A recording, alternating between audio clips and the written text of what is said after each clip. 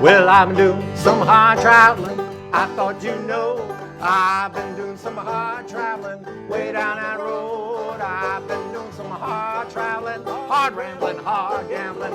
I've been doing some hard traveling. Lord, let's try it again. I've been doing some hard traveling. I thought you know. I've been doing some hard traveling way down that road. I've been doing some hard traveling, hard rambling, hard gambling. I've been doing some hard traveling, Lord. Woo! Ha ha! Hi, this is Rik Palieri, and welcome to another chapter in the Songwriter's Notebook. And we started with hard traveling because I have a hard traveling pal that is right next to me. He's been all over this country, different parts of the world, plays 100 shows a year at least. And he has quite a story to tell. So it's really great to have Daniel Boling right here on the Songwriter's Notebook. I'm delighted to finally get here. All right. Thanks for having me, Rik. You know, Daniel, I was kind of leafing through some of your promo, and I guess, you know, the thing that probably people talk to you about a lot is, you know, the years that you spent as a park ranger. Oh, yeah. I started right way back. And, you know, were you playing music at that time, too? Well, I was. I started, gosh, I was writing songs back in high school. Fortunately, none of those have survived. But by college, I was playing out in clubs, some of my own songs and a lot of cover songs. But then I went off and joined the National Park Service right out of college and figured out pretty quickly that being a musician was not going to pay for a wife and kids. And unless I just happened to catch the brass ring, which didn't look like it was going to happen. So I went off and was a park ranger for 10 years and then a criminal investigator with the Bureau of Land Management for 20 years. And still fit music in around the edges. I put out 3 albums while I was still with the government and then 5 since then.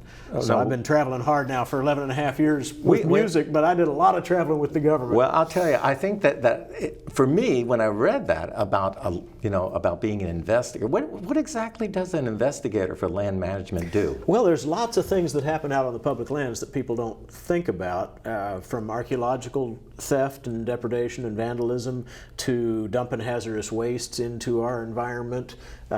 Anything with value is getting stolen off your public lands, whether it's timber or oil or gas or sand or gravel or bear grass or mushrooms or you name it. Now, our patrolmen dealt with the just day-to-day misdemeanor crime and visitor interface and that sort of thing. The investigators were dealing with the large-scale felony things where you've got container loads of old-growth timber going to Japan or things like that. It was a fascinating career. Now, I mean, things have changed a lot since you probably, since you left. I expect that they have. I've been out for 11 and a half years, and it's a good time not to be not to government. Be there. I mean, it probably breaks your heart a little bit to see some of the things that are going on. I pray daily that we still have public lands and resources when all the dust settles, because I think one of the finest things about America is that we have wild lands and public lands that belong to everyone, and many countries don't have that. Well, it's something special. It's interesting that I spend, as you do, a lot of time in Europe, and you go to all of these big cathedrals and things like that, and then people talk about, well, we have a very old history, and I said, well, our national parks are our cathedrals. Yes. Oh, that's a beautiful way to put it, right? You know, and it is just incredible to travel around the United States and go to all of these parks. I've spent a lot of time, whenever I'm out on the road and I have time off, I go to a national park. There's no better place to be. Well, and that's where I met my wife. Yeah. Ellen was already a park ranger while I was still in college, and I took a semester break, a summer and then a semester, to just work as a desk clerk at the lodge at Big Bend National Park. Ellen was already there as a backcountry ranger. Oh, Big Bend. So that's where we met. And that's in the news right now. Yeah, I went back to college and changed my major into park administration so I could go work for the Park Service. Now, did working for the park have an influence on your music? Oh, I'm sure that it did. I don't have a lot of songs that are specific to the Park Service or any particular park, but there's a lot of the sensibility that works its way in, and certainly my level of environmental awareness grew largely out of spending time in the national parks. So when did you start writing? I guess that would be the early 70s. And but as I say, none of those really early songs have survived, and that's probably for the best.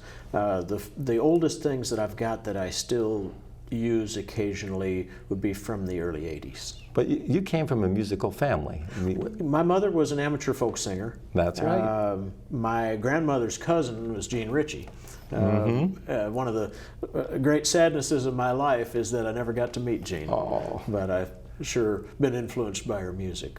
And so you grew up with this music around you, listening to old traditional kind of folk, you know, from your mom and, Sure. and in the family. And you know, what inspired you to want to take this next step to start telling your story through song? Well, I just got to thinking one day, you know, somebody, even these old folk songs that feel like they've been around for hundreds of years, well, many of them have, somebody originally wrote that. Yes, it's been rewritten and changed countless times since, but somebody had that original idea, wanted to tell that story. And that's what folk music and folk singers are all about, is telling stories. And I had stories I wanted to tell, and a lot of them already exist in songs that somebody else wrote, but some of them didn't. And well, I think it's time to let our viewers get a chance to listen to one of your songs, Daniel. all right. Well, as soon as I figure out where I put that capo, there it is. Let's do something from fairly recently.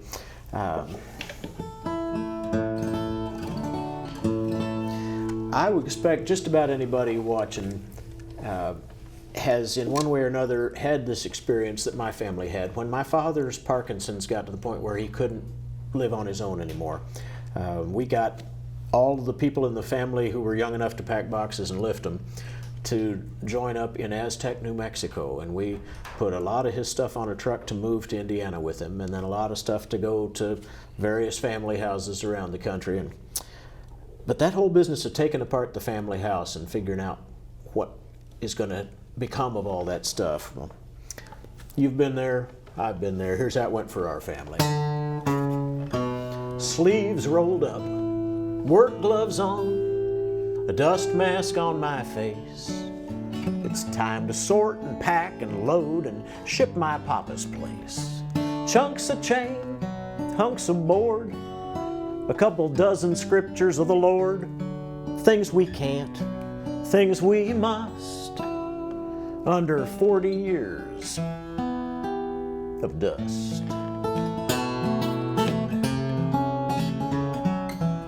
Chest waders with the feet cut off, hanging on the wall of my dad's garage. I don't know what he kept them for, but I'm pretty sure he never wore those chest waders with the feet cut off, unless maybe he lost his mind. But when somebody goes through things of mine, no telling just what they'll find.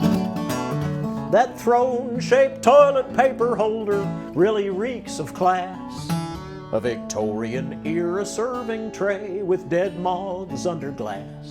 What to keep, what to throw, who the heck is ever gonna know? What we pitch, what we save, take that secret to my grave.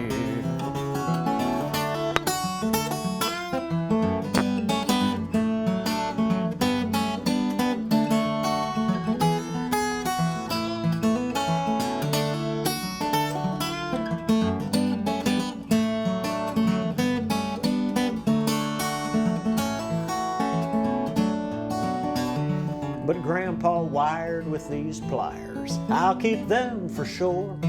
And this pistol, Mama's daddy carried in the war. But what to do with all this stuff? Every house already has enough. Give a bunch of things away and pity our own kids someday. There's chest waders with the feet cut off, hanging on the wall of my dad's garage. I don't know what he kept them for, but I'm pretty sure he never wore those chest waders with the feet cut off, unless maybe he lost his mind. But when somebody goes through things of mine, no telling just what they'll find. 'Cause I've got pay stubs clear back to the 60s, blue jeans that no longer fit me, and bags of rusty used guitar strings, projects left undone. Fallout from a jack of all trades, and junk that hasn't budged in decades. In my mind the choir sings, you are your father's son. Yeah, we all have a lot of things that if somebody came into our house and looked and went, what in the world is, why do you have that piece of cotton sitting there, Rick? Well, because I picked it myself, and I felt the thorns. As I wanted to remember. That's right. As Ellen says, all that stuff is at our house now. That's why we live in a van. Yeah, yeah. Now one of the reasons I wanted to start with hard traveling was because you are a hard traveling guy. I follow you on Facebook, and you're all over the place, and Europe now too. You're starting to travel. Yes, 2 tours now in the Netherlands and Germany. We just got back from touring down in New Zealand, and took a little side trip to vacation in Australia while we were that close. And we just came back from a small tour in the Canadian Maritimes. We is me and my wife Ellen. Well, I think that's one of the wonderful things about this musical life is we might not get rich, but we are rich in experience. Oh, absolutely. Ellen says there aren't all that many perks to being married to a folk singer, but you do get to go to some really neat places. Now, and we meet wonderful people everywhere we go. We were talking that's the real perk. about songwriting, and one of the things that a lot of songwriters aspire to is playing Kerrville. And I thought we would talk a little bit about that. First of all, what got you interested in playing Kerrville? Well, one of the first people I met when I moved to Lubbock, Texas to go to college in the 70s was John Darlow Boswell. John was a folk singer. In fact, one of the first things he did after he got back from being a Navy frogman team leader in Vietnam, the frogman became the SEALs. But anyway, he came back from Vietnam. He bought a 63 GMC pickup truck with a sky blue paint job and built a wooden house on the back. Got mud flaps that said Old Blue passing through. And one of the first places he went was he drove up to Beacon and knocked on Pete Seeger's door and introduced himself, because he wanted to be a folk singer and he figured he might as well start at the top. And of course, you know, Pete was very gracious to young people seeking him out, and he said, "John, I'm glad to meet you. I see you've got a little house on your truck there. Just stick around a while, and we'll do some chores and visit, and I'll teach you what I can." John said this was great. I was camped at Pete Seeger's house, but I didn't know how long it was okay to stay. He said, I found out the third morning I was there. I heard on the back of the truck, and I opened it up. There's Pete with a big cup of coffee in his hand. He says, "John, since you're leaving this morning, I thought you could use a cup of coffee." But anyway, so meeting John kind of helped take my music thing in a different direction, because what John was doing at that point was living in his truck, traveling the whole U.S. He played in all 48 states. He also played in Hawaii and Alaska, but he didn't drive Old Blue to those. And half of the Canadian provinces over 30 years, playing not only covers of popular songwriters, but old folk music and his own songs. And that's when I realized, hey, you can actually do this and meet people all over the world and share your stories with people and use your music in a creative way. And so I started looking more and more at how I might be able to do that someday down the line. And of course, I made a detour over into the Park Service and the BLM to raise the kids and pay the bills, kept music on the back burner, and realized that one day I was going to get to go do this full time. And I left the government 11 days after I was eligible, so that hopefully I could get as many years in as a full-time folk singer as I did protecting the public lands. And I'm closing in on halfway there now. So if you turn back the clock, what are the steps that you go through to get to Kerrville? Well, yeah, I kind of digressed a little bit there from the original question, but Kerrville, so a lot of people get to Kerrville as performers simply by being well known elsewhere, and Kerrville finds out about them and invites them.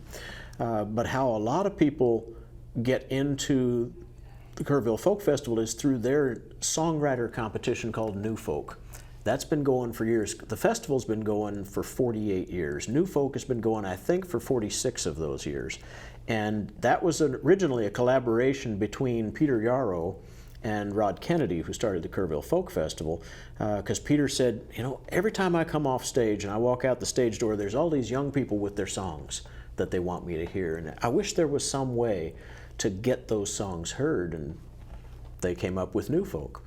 Fortunately, New Folk has become about new songs, not necessarily new songwriters. So somebody as old and grizzled as myself can get into New Folk. But what they do is every year they accept the first 800 applications. And an application is 2 songs. So there's 1,600 songs that through some Byzantine process get listened to, and they invite 32 finalists to come to Kerrville and play their 2 songs for whoever this year's 3 professional judges are, and a wonderful audience of some hundreds of Kerverts, as Kerrville Folk Festival diehards are called. And then they select 6 winners for that year. So I started submitting songs back when we sent them in on cassette tapes. And I only made the mistake once of sending the self-addressed stamped envelope so that I could get my cassette tape back, because when you get a cassette tape back, you can tell exactly how much of it's been listened to.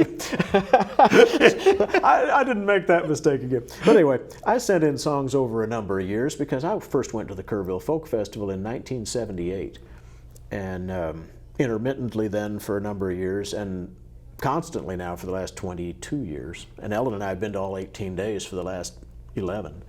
It's a 3-week festival. Anyhow, they finally selected me. The first time I ever made it into the finals was in 2014, and I was one of the 6 when the dust settled, and such an honor to be part of that. Let's hear that song. Okay, yeah.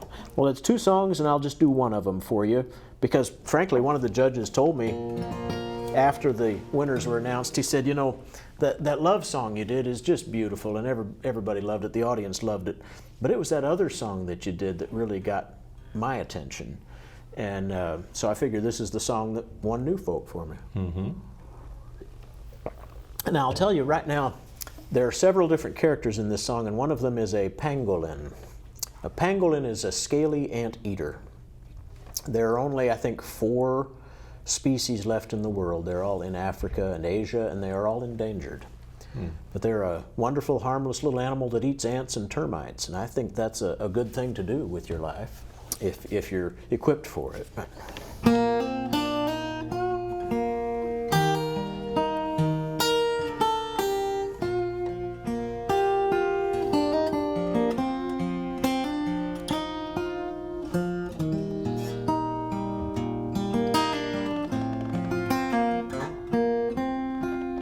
The holy squirrel of Chapel Rock sat preaching from a stump, pontificating paradox there on his furry rump, unburdening his worries onto any who could hear. The holy squirrel of Chapel Rock still chatters in my ear.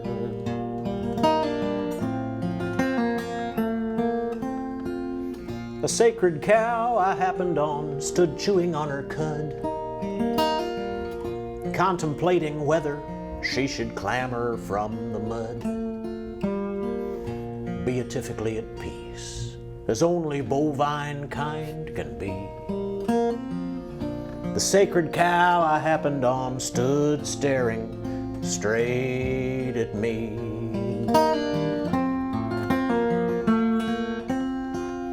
A pantheistic pangolin sang softly to himself, "This rhetoric I'm wrangling need nourish no one else." A simple song he sang within the fastness of his heart,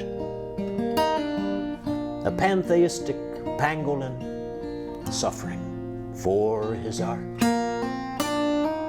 And oh, the exquisite pain of living. It's a shame whenever we aim to deaden it. Worst and best of times, I want the rest of mine. We're not so different, you and I.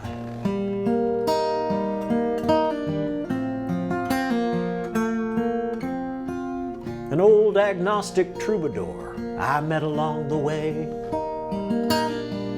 does his damnedest to ignore what cynics have to say. He says it's up to us to bring our passion to the play. The old agnostic troubadour grows younger every day. And oh, the exquisite pain of living, it's a shame whenever we aim to deaden it. Worst and best of times, I want the rest of mine. We're not so different, you and I. We are not so very different, you and I.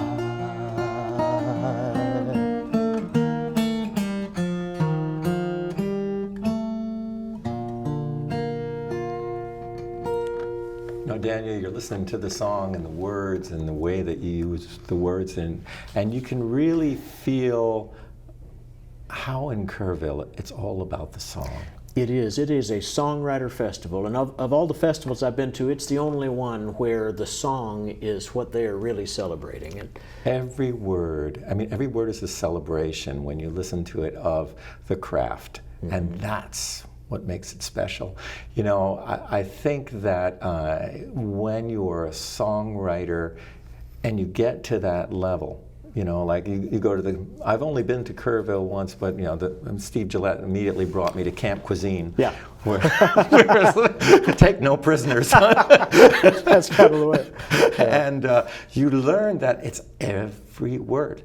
Every word counts. It's not like just writing a song. You have to think about every word and how that fits, right, and celebrate the idea of the craftsmanship that it takes to write a good song.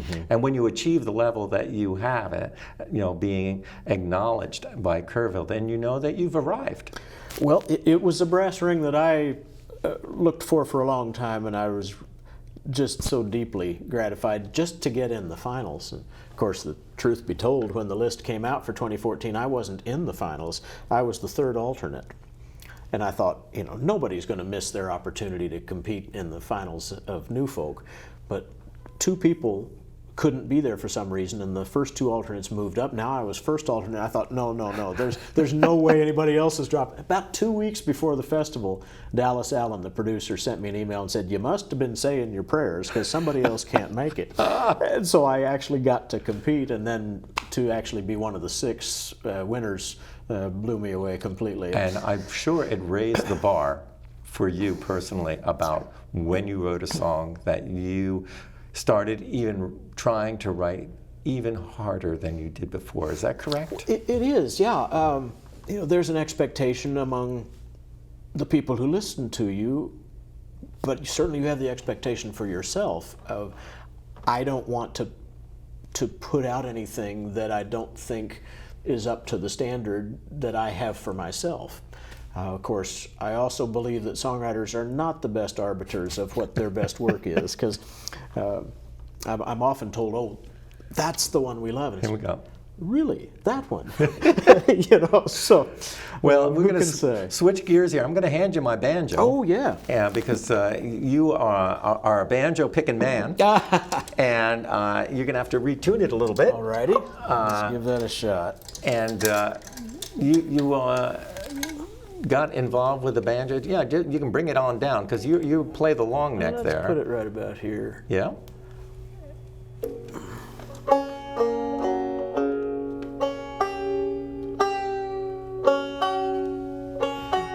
See, having a long neck banjo, folks, gives you that chance to sing in different keys.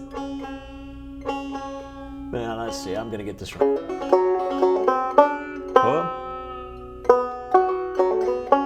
There it's better. He's tuning into Mountain Minor, modal tuning. All right, that's All going right. to work. All right. So here's a more recent song of mine about where my daddy came up from.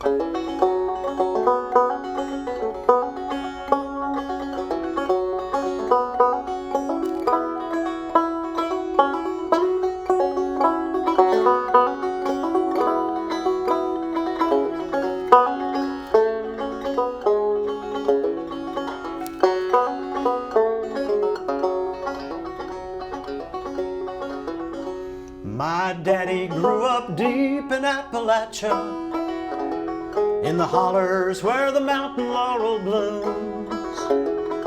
Crystal water springs, speckled wood thrush sings.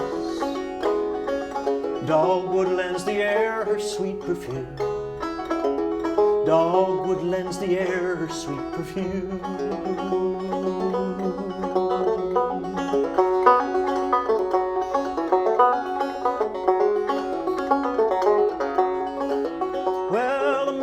Once stood tall in Appalachia, streams running cool down their sides. A boy could hunt and fish as free as he could wish, and the water wouldn't poison his inside. The water wouldn't poison his inside.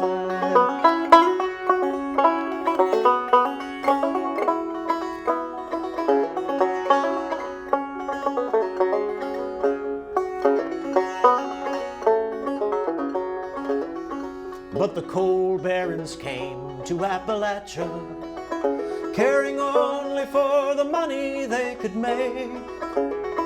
For coal deep underground, now they tear the mountains down. They give so little in return for what they take, so little in return for what they take. And jobs ain't ever coming back to Appalachia. Well, people tell you coal is clean, well, that's a lie. There's no living for a man. Get the hell out if you can. This is just a place you wait around to die. Just a place you wait around to die.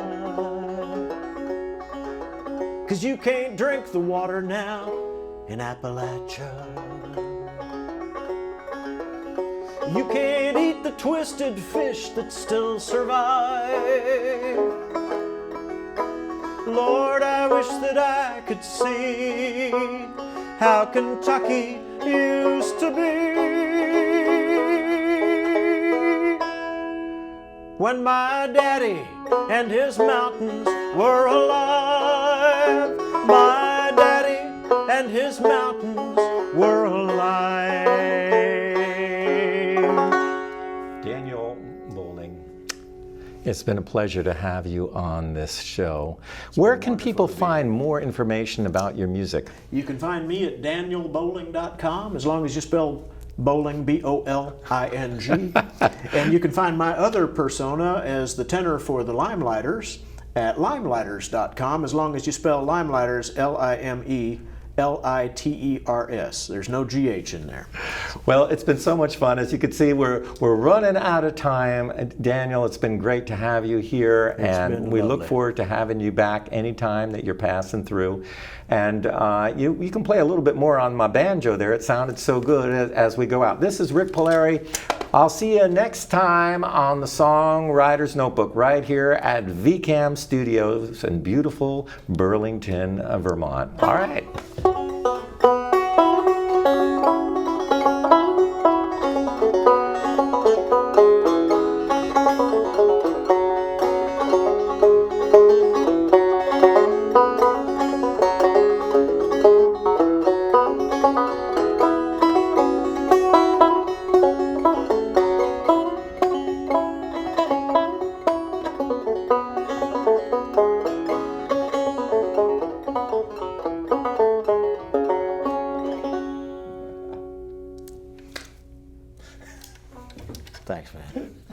Appreciate. What a lovely banjo. God, that's nice to play.